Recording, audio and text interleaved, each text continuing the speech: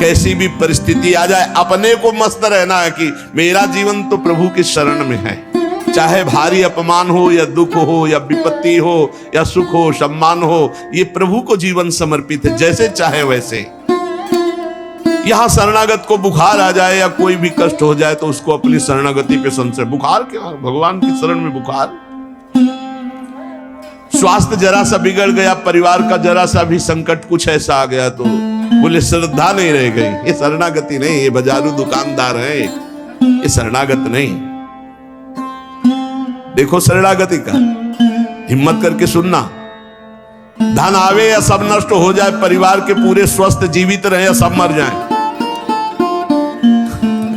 शरणागति शरणागति। अब ये जन्म तो केवल प्रभु के लिए, मेरे तो गिरधर गोपाल, दूसरों न कोई। ये अभी आनंद आ जाए। बिगड़ी जन्म मने की अब ही सुधरे आज, होई राम को नाम जब तुलसी तज कुसुमार। अनेक जन्मों की बिगड़ी अभी बन जाए, शरणागति केवल स्वीकार कर। पर शरणागति का अर्थ समझो, धन आवे या सब नाश हो जाए, पूरा परिवार स्वस्थ रहे या सब मर जाए, मेरे तो गिरधर गोपाल, हमारी करताल बंद नहीं होगी। इसे भी करताल ही कहते हैं। राधा राधा राधा राधा राधा, सब पधारे पड़े हैं। राधा राधा जय हो प्यारे आपकी, आपका है सब, आप जैसा खेल करो। तो मतलब क्या था शरणागति का, भगवान के भजन का? जब ये सब हो गया अभी समझ नहीं पाए। पक्का समझो, तुम्हारा कपड़ा बहुत गंदा हो गया है। जब धोबी को कपड़ा दिया जाता है तो शिला पर पछाड़ता है, उसे निचोड़ के मार मार मार के पानी का, उबला हुआ पानी का छींटा दे दे के, ऐसे ही कुछ भगवान करते हैं। दुख रूपी छींटा दे दे के वो पछाड़ मारते हैं निर्मल करने के लिए। पुराने जन्म के दाग लगे हैं, भारी विपत्ति, भारी दुख, भारी संकट। तैयार रहो, शरणागत हो, तैयार। शरणागत भक्त को उस समय आनंद की अनुभूति होती है जब भगवान पछाड़ लगवाते हैं निर्मल करने के लिए, जैसे कपड़ा की पछाड़। ओहो, उसको आनंद की अनुभूति होती है। यही तो खास बात है शरणागत और संसारी पुरुष में अंतर। वो ये देखता है मेरे प्रभु की मर्जी से दुख आया है, और प्रभु मंगल भवन है, अमंगल हो नहीं सकता, ये कोई मंगल विधान है।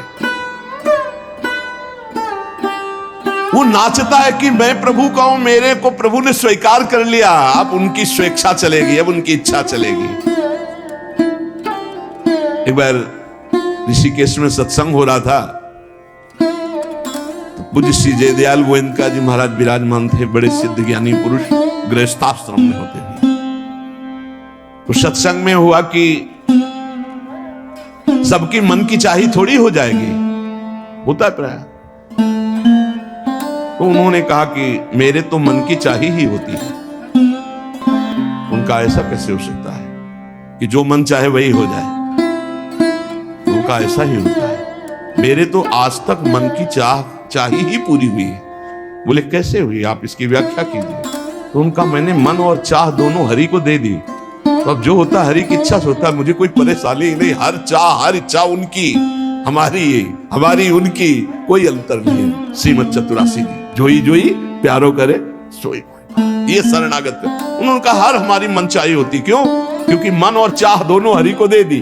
अब जो हरि कर रहे वही जोई जोई प्यारो करे सोई मोहि भावे। ये केवल कह लेने की बात नहीं, जोई जोई प्यारो करे सोई मोहि भावे। जब प्यारे करें और तुम्हें भावे वैसा, तब तो बात समझ में आवे। मेरा सब कुछ स्वीकार कर लिया, अब स्वतंत्र होके खेलो प्रभु।